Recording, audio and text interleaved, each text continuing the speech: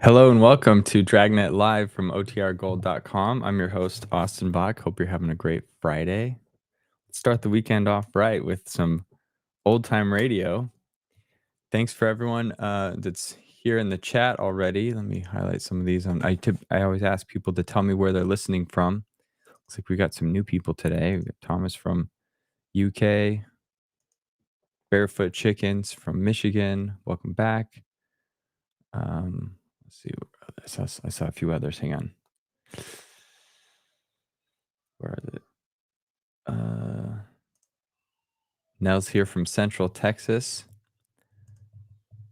Pamela, welcome to the stream. I don't think you've at least this is the first comment I've seen from you.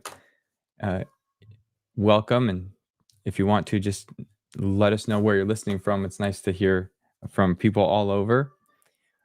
Today we're going to be listening to episode 10 of Dragnet. The title's Maniac Murderer. It originally aired on Thursday, August 11th, but I'm getting ahead of myself. I need to remind everybody that's new here to the stream that we're doing a giveaway. We have two of these. I just got to turn them on. You can hear them. Wow, see that? I actually realized today if you have more than one of these things, they actually pair to each other and they do like the same audio out of both, which is kind of crazy. But we're giving away these two radios. Let me hide this real quick so you can get the full screen. Yeah. Once we hit 500 subscribers on the OTR Gold channel, I'm gonna pick one subscriber and they can choose if they want the green or this kind of cream color. And then when we hit 1,000, we're gonna give away the other one. So if you want one of those, please subscribe. It supports the channel and maybe you win something in the process. Power it off. Also, let me just put those things off. If this is your first stream, we're here every Monday, Wednesday, and Friday at 9 a.m. listening to Dragnet until we've listened to all 310 episodes currently available. During each stream, I keep the comments up on the side here. If you want to participate in the chat, please go. You need to subscribe to the OTR Gold channel, and then you can do it. I highlight any relevant comments up here on screen. We have some people, some frequent listeners that share behind the scenes information that I always find useful. I'll put them up on screen. Sometimes we have side conversations that are fun, but those I'll just leave here in the chat, but you'll be able to see those as they go. Sherry, welcome from Chicago. And Hamid, I don't know how I'm probably mispronouncing your name, but if you could tell me where you're listening from. Algeria, look at this. I think you might be our furthest listener right now. Lee, welcome from Toronto. Thanks for being here. Okay, so back to the context of this show here. We got Joshua from Alabama. Thank you, Joshua, for being here. Joshua listens on his lunch break, and it looks like he also has I'll give a quick shout out to your YouTube channel here. Joshua's got a YouTube channel. Is that more old time radio content or is that a different topic? You'll have to tell us in the chat. Anyway, so today's episode was originally broadcast on Thursday, August 11th, 1949. And things that were happening around that time in history. A couple days before, on August 9th, film actor Jimmy Stewart Jimmy Stewart, of course, was in It's a Wonderful Life, among other things, but that's maybe his most popular role. He got married to Gloria Hattrick McLean, who is a former model. They got married in Los Angeles. On August 10th, the U.S. National Military Establishment in the United States was renamed to the Department of Defense. That same day, Gene Johnson, the American country singer from the band Diamond Rio, was born in Sugar Grove, Pennsylvania. If you're not a fan of country music, I'm sorry. It is one of the best genres of music. And Diamond Rio is a great band. So if you haven't heard Meet in the Middle, go check it out. It's a good song. And that was sung by Gene Johnson. Also, the same day this episode aired, Ian Charleson, a Scottish actor, most most well known for his role in Chariots of Fire. He's the lead, the main Olympian featured in that movie. He was born in Edinburgh, Scotland. So while that was happening, if you tuned in to the radio that evening, you would have heard this show. It's episode 10 of Dragnet, called Maniac Murderer. As we listen, please share your thoughts in the comments. It's always fun to see that going on in the side. So without further ado, enjoy the show.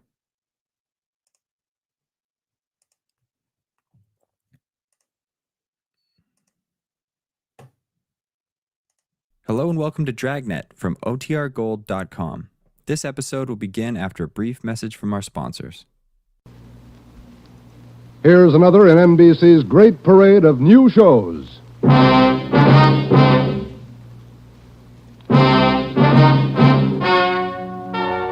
Ladies and gentlemen, the story you are about to hear is true. Only the names have been changed to protect the innocent.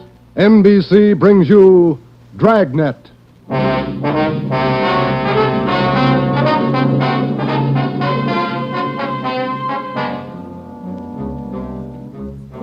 You're a detective sergeant.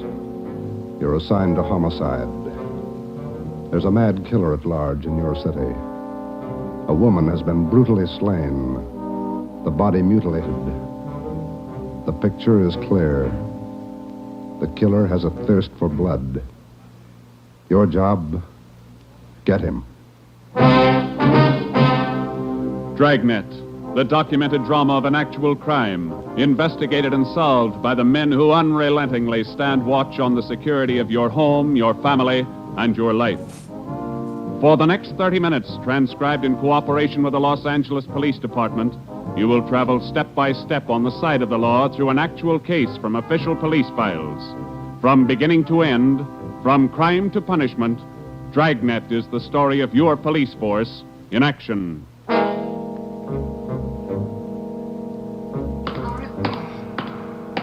It was Wednesday, January 12th. It was raining in Los Angeles. We were working the night watch out of homicide. My partner's Ben Romero. The boss is Ed Backstrand, chief of detectives. My name's Friday. I was on the way back from the morgue, and it was 11:23 p.m. when I got to room 42. Homicide. Hi, Joe. Chief wants to see you. He's in there with Romero. Thanks, Chandler. How's the wife? Fine. How about your mother? Better, thanks. Hi, Joe. Hi. Ronnie, sit down. Did they post the body yet? In the morning. Pretty messy. Strangled and mutilated. The guy's a maniac, Skipper. The body shows it. A murder like this, anybody's a suspect. The coroner looked at the body. He says the weapon was a long, sharp instrument. Found her in a hotel down on East 3rd Street. Manager's son discovered her about 7:30. You talked to him? It was too much for him. He passed out. Manager wasn't home. We'll check with him before midnight. Close to it now, Joe. We better get going. All right. The boys from the crime lab check the room. They're still down there, Ed. The place is a mess. And get back as soon as you can. We're working straight through on this thing. That's a hot shot. I'll get it. At the Lux Hotel, room 219, corner of South Grand and Cordova. Dead body. Possible homicide. The Lux Hotel, room 219, corner of South Grand and Cordova. A dead... What is it, Friday? Lux Hotel, possible homicide. Busy night. Yeah. You coming, Ed? Right. Let's go.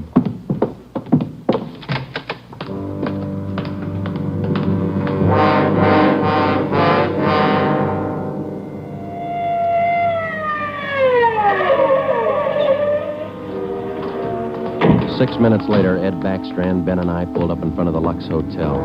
The manager met us at the door and led the way up a narrow stairway to the second floor. The room number was 219. We were prepared for the worst. We got it.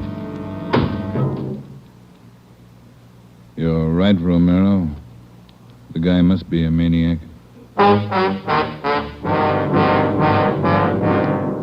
2 hotels, 2 murders. The same M.O. 3 of us made a brief inspection of the room at the Lux Hotel. We took a few notes on the appearance of the girl's body and a brief description. Apparently, she'd been strangled to death first, and then her body brutally mangled. Ben and I went back down to the lobby, and the manager, Mr. Ford, showed us the house book.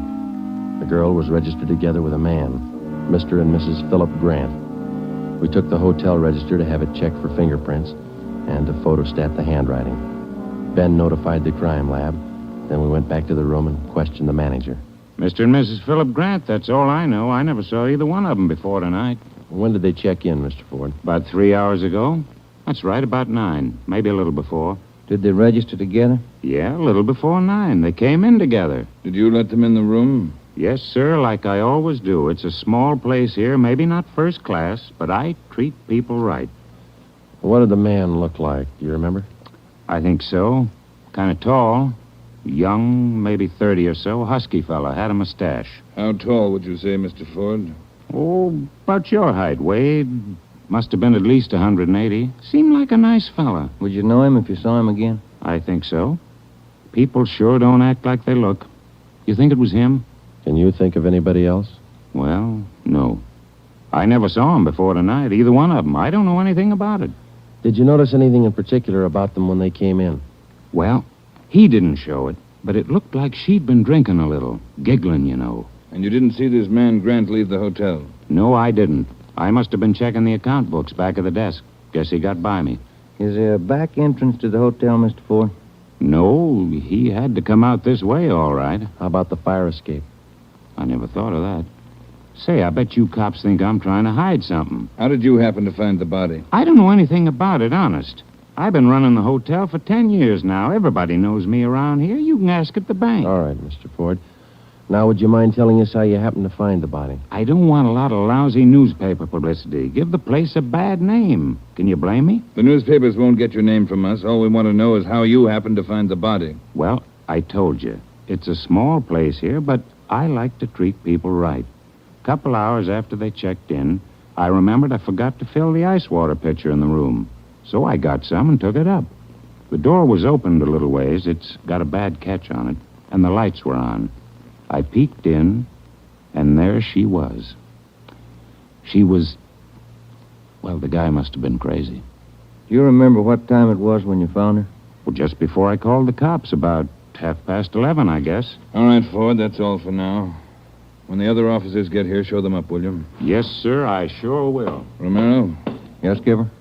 get on the phone downstairs and call the Metropolitan Division. Have them send us every available man from the reserve unit. We're going to patrol the area for the rest of the night. Right, Chief. Least we can do is make it hard for him. 2 murders in 7 hours. Yeah, both of them in a 3-block radius. Same pattern. It's got to be the same guy. All right, we got a description. What do you think? Well, when the reserve unit shows up, have them cover this whole section of town. Pick up everybody who even comes close to that guy's description. All right, Ed. It's got to go fast. We can't lose a minute. 1 hour either way, it might mean another body. Like this one. 9 minutes later, at 4 minutes past midnight, the men from the crime lab showed up. It started to drizzle. They went over the room in detail. They dusted everything in the room for fingerprints, the walls, the doors, the fixtures in the bathroom, the lamps, chairs, everything. They took samples of the girl's blood and her lipstick. Small pieces of flesh and human hair were found under the girl's fingernails. The nails were scraped carefully and the contents put in an envelope, marked and sealed. Ed Backstrand ordered pictures taken of the room and the girl's body from different angles. Every object in the room that could have any possible tie-in with a murder was photographed. It was raining. The rear of the hotel where the fire escape was overlooked a vacant lot. Ben had a hunch. While the lab men were at work, we left the hotel and circled around into the lot for a look at the ground directly underneath the fire escape ladder. It was raining hard now. Must be an easier way to make a living. Mud's almost up to my knee. Mine, too. Watch your step. You see any prints? No. Wait till my wife sees these new shoes. Put it on your expense account. Oh, real funny. Ben, get that light over here. Look. Yeah. Good set of prints. Lucky that rain didn't start turning to wash them out by now. Yeah, hand me that cover from the trash can over there. I'll cover them. Wait a minute. What? Here, on the edge of the fire escape ladder. Small hunk of cloth. Man's suit? Well, looks like it. Might have caught himself in that sharp corner. I got it. All right, come on, let's get back. Yeah, out of this mud bath. Joe, Huh? let me have a light. You catch anything? Hunk of wrapping paper in that trash can. Stains on it. Open it up.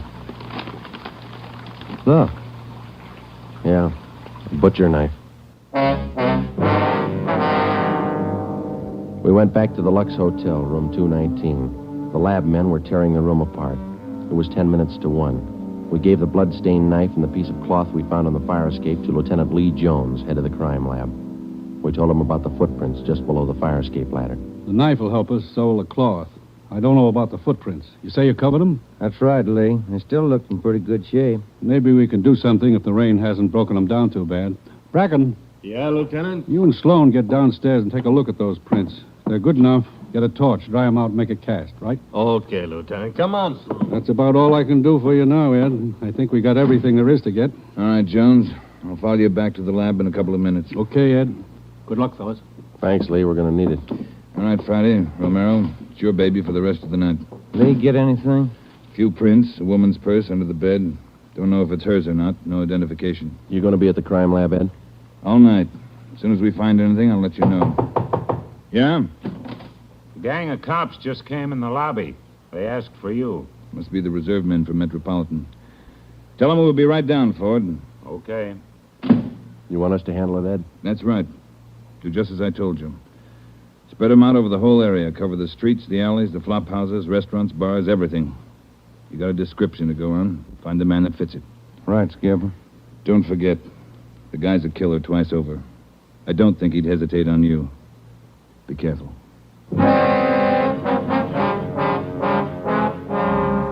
We went down to the lobby, and Ed Backstrand gave the reserve men their orders. Then Backstrand left, and Ben and I took over. We picked up another half-dozen men in addition to the men in the reserve unit. They were deployed over an area of a dozen square blocks. It was one of the toughest sections of the city. With a general description of the suspect, some of them were to travel on foot, some in cruiser cars. A few minutes before 1 a.m., there was a steady downpour. Visibility was bad. At 3 minutes past 1, the manhunt was on. For the first 30 minutes, Ben and I cruised the general area between East 3rd and College Streets and Alameda and Figueroa. No sign. The rain kept on. We sat and listened to the calls come in. 12A, call your station. 12A, KMA 367. Attention, all units. Recovered license plates in the 6th column. 4 Young, 7690.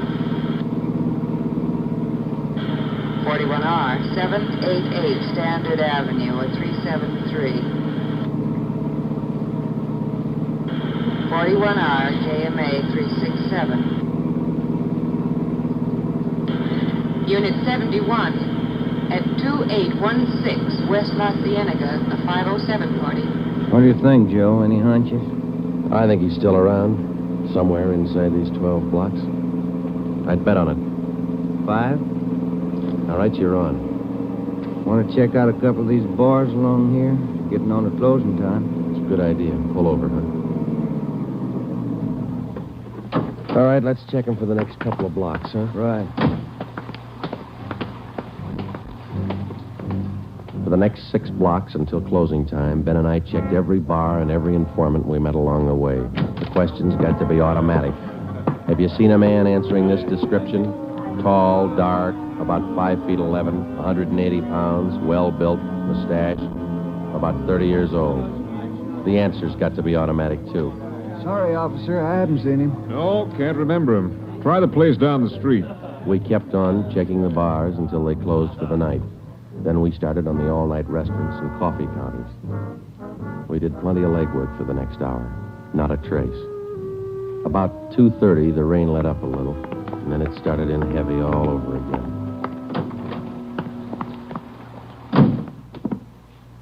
That finishes that block. Yeah, I better get the radio on. Yeah. Beautiful weather. Buy the bucketful. You want to smoke? Thank you. Control 4 to Unit 80K. Is Your that a match? location, please. Yeah. 80K, your location. KMA 367. That's us, Joe. You want to take it? Yeah, I got it. 80K to Control 4. 80K to Control 4. Our location, corner of Alameda and Commercial. KMA 367. 80K, stand by. Something doing. Maybe. No, hold on a minute. Control 4 to 80K. Go to the crime lab, code 2. 80K to Control 4, KMA 367. Crime lab. Maybe those prints paid off. Well, I hope so. Let's go. That killer sure picked fine weather to work in. Feels like I just been swimming in these clothes. Yeah, I hope those guys in the crime lab have the heater on. A hot bath and a warm bed lead me on. Attention, all units. Hold it. Let's get the radio. Attention, all units. At 420 St. John's Place, a woman screaming. At 420 St. John's Place, a woman... All right, double around, Ben. Hit the siren. I'll get the light. Right, hold on. Left turn on the market, is that right? Yeah, watch out for those car tracks. They're wet. Hold on again. The alley up ahead to your right, huh? All right, pull up, Ben. Put the street light over there. There you are. All right, come on. Let's go.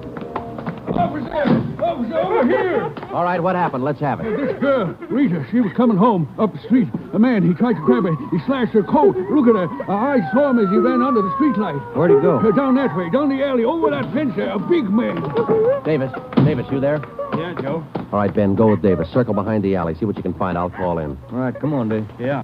Officer, look at her face. What's wrong with her? Severe state of shock, it looks like. Get her in the house, huh? I'll call an ambulance.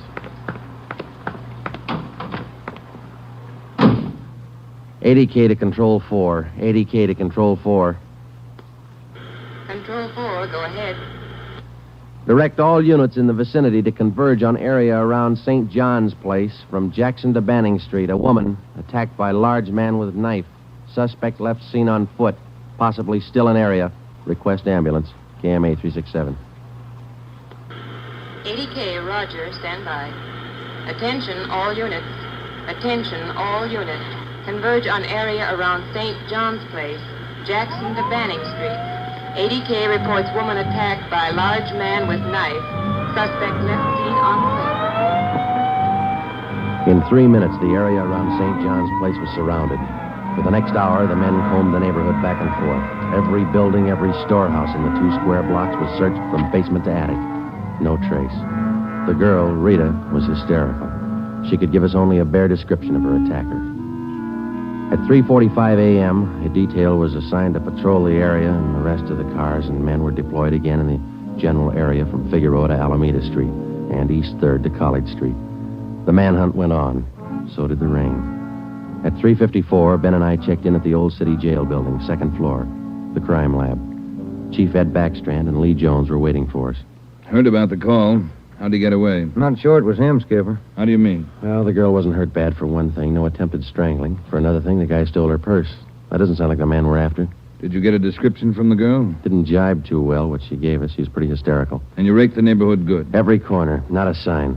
You find anything? Yeah. Jones? Yeah, Ed. Fill him in, will you? Not one print on that knife you found, boys. Blood, but not a print. Your killer's crazy like a fox. And how about the scrapings from the girl's fingernails, Lee? Didn't help too much. Rarely do. Not enough to go on. Gotta have a fair-sized bit of flesh to run it for papal ridges. All we found under the girl's fingernails were small bits of skin. Yeah? She probably scratched the guy up some. Might have drawn blood. We had more luck with the footprints. You get an impression? Dried out the ground with torches and cast them. About size 10B. That's fine, Lee. But how about the prints? Only good one was a thumb. Real good. Got it off the wall near the light switch in the bathroom. Did you classify it yet? Yep. Found it in our single fingerprint file. The print belongs to a man by the name of Long. Robert Long. You got a record, Ed? Yeah. Misdemeanor. 2 arrests for drunkenness last October. Petty theft in December. The mama sheet shows a dishonorable discharge from the United States Coast Guard in 1946.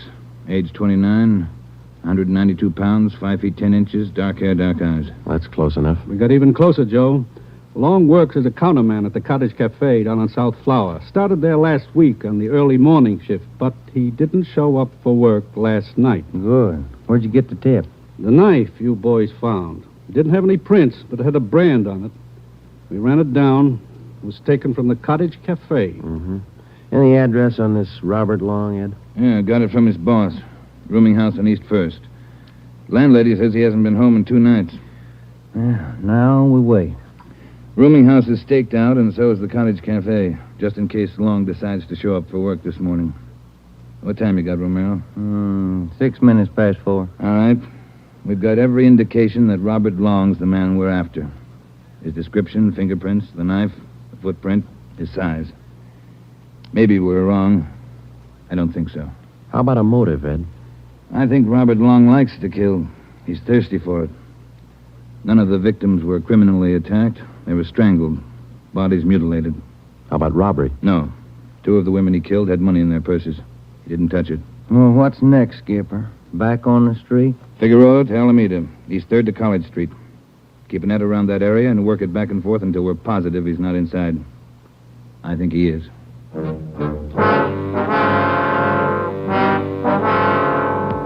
At 10 minutes past 4 a.m., Ed Backstrand, Ben, and I left the crime lab and drove to the surrounded area. It was still raining. We passed several patrolmen from the reserve unit making the rounds. They didn't look any more comfortable than we felt. At Broadway and Alpine Street, Ben and I got out and started patrolling on foot again. Backstrand followed in the car to maintain a radio check. We must have covered 24 blocks and a half a dozen coffee counters before we got to the Criterion Restaurant and Donut Shop, a few blocks up the street from the Cottage Cafe. Hey, Skipper, you want to take a minute for some hot coffee? I'll keep an ear on the radio. You two go ahead. You look drenched. Yeah, we are. Can we bring you some back in a paper carton? Fine, thanks. Cream. No sugar. All right, Ed. Come on, Ben.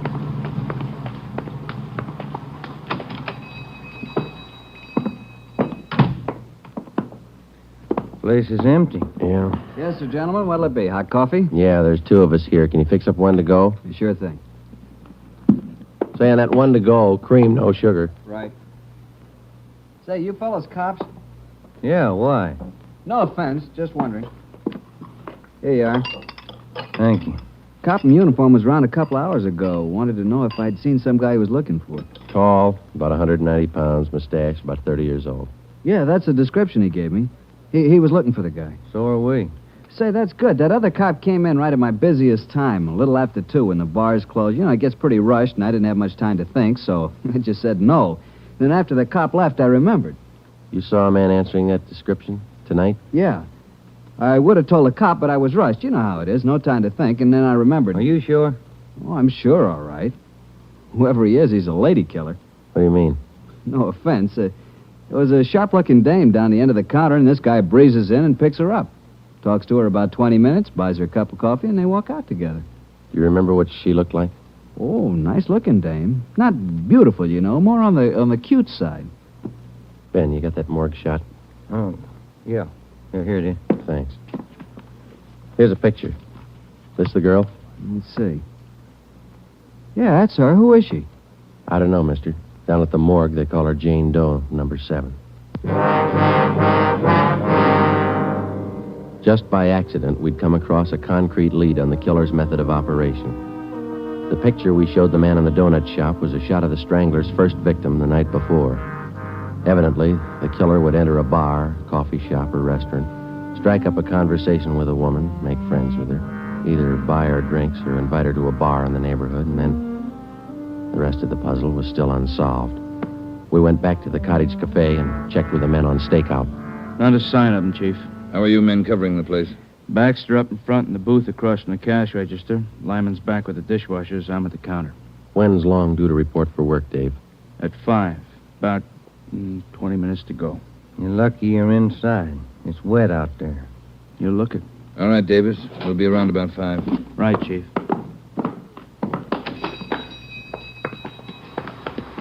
Let's get back in the car.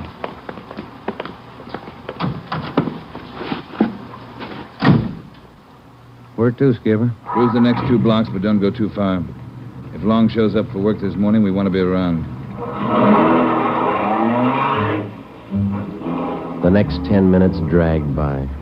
The rain kept on. Backstrand chewed nervously on a cigar. At South Flower and First Street, the sewers were clogged with street refuse. The rain backed up and filled the intersection. A group of aircraft workers huddled together in a doorway on one corner, waiting for the bus. It was cold and damp. I opened one of the back windows in the car to get some fresh air in. Off in the distance and close by, the could hear the sounds of a big city waking up slow to a rainy January morning. It was 8 minutes to 5. Attention all units. Attention all units. At 780 East Main, a restaurant. Man answering description of murder suspect. All right, Romero, step on it. Right, Skipper. About 10 blocks away, Ed. Who's going to cover the men at the Cottage Cafe? If this is a blind lead, it won't take us long to find out. They can handle it alone if they have to. Well, hang on. Look out. We're skidding. That was a close one, Ben. Yeah. If this is the guy, I owe you $5, right? Yeah. Attention all units. Additional information on your call to 780 East Main. Officers in pursuit of suspect. Suspect is on foot. Step on it, Romero. Attention all 2 more units. blocks, Skipper. Watch it, Ben. Next one to the left. Got it. That's the joint up ahead there. All right, watch your step and don't take chances. Don't play with him. Right. Here we go.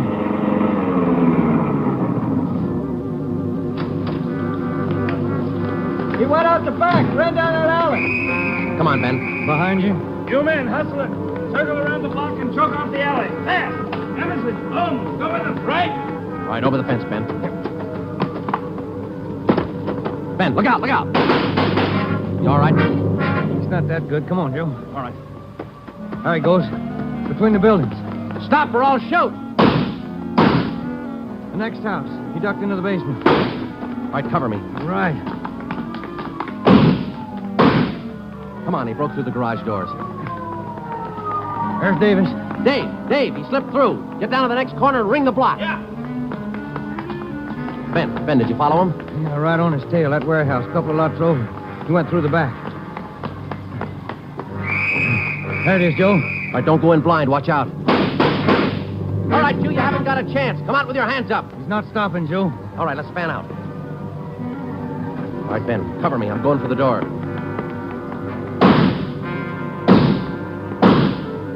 All right, Ben, come on. You're clear. You spot him? There he is. Let's get him. Close. He's in a good spot. Let's move. He's up in the loft. Come on, let's head for the stairs. Will you?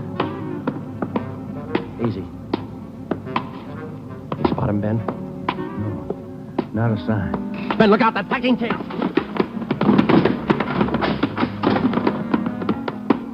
Kind of close, huh, Joe? Yeah. Let's get that punk now. Look out, Joe. There's another one. All right, you. We got the warehouse surrounded. Come on down. All right, then we'll blast you out. Joe, he's dropping down the ladder. He's going for the front door. They're waiting for you with Tommy guns out there. They'll cut you down. Stop. Joe, he's got the door open. He's making a break for it. He's crazy. He's trying to shoot his way out.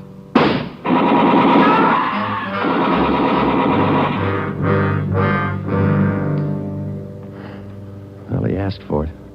Yeah. Let's take a look.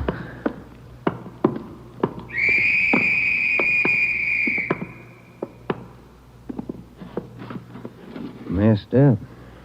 Well, like his girlfriends. Yeah. Maybe he just didn't like women. Maybe. Hi, Ed. You all right? Tired. This is him, huh? Even the scratches that girl made on his face.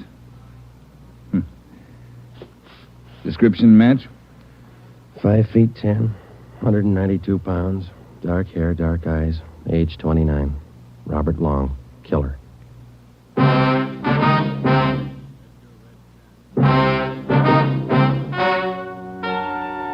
The story you have just heard is true. Only the names were changed to protect the innocent.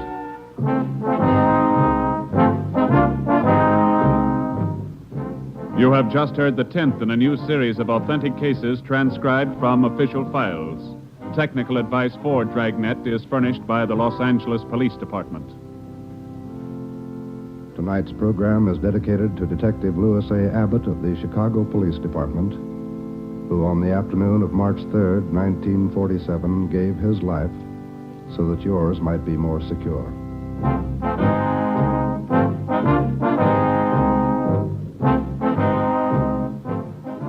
Dragnet came to you from Los Angeles. If you enjoyed tonight's production of Dragnet, you'll probably want to listen this Saturday evening to a pair of adventure shows featuring two well-known Hollywood personalities. You'll enjoy Brian Donlevy, star of Dangerous Assignment. Also on Saturday's schedule is Richard Diamond, private detective, as played by the screen's romantic tough guy, Dick Powell. Listen to both of these exciting programs this Saturday over most of these NBC stations. This is NBC, the national broadcasting company.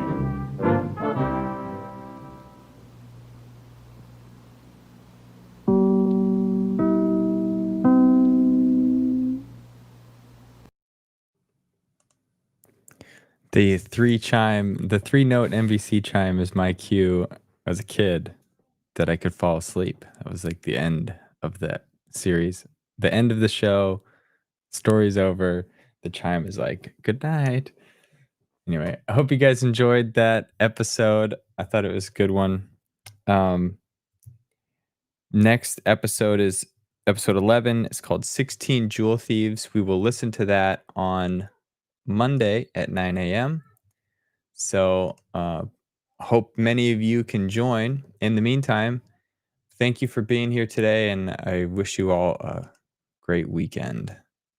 Oh, also, so Eric called out here. Sorry, I'm bad with goodbyes. I'm going to continue this on a little bit.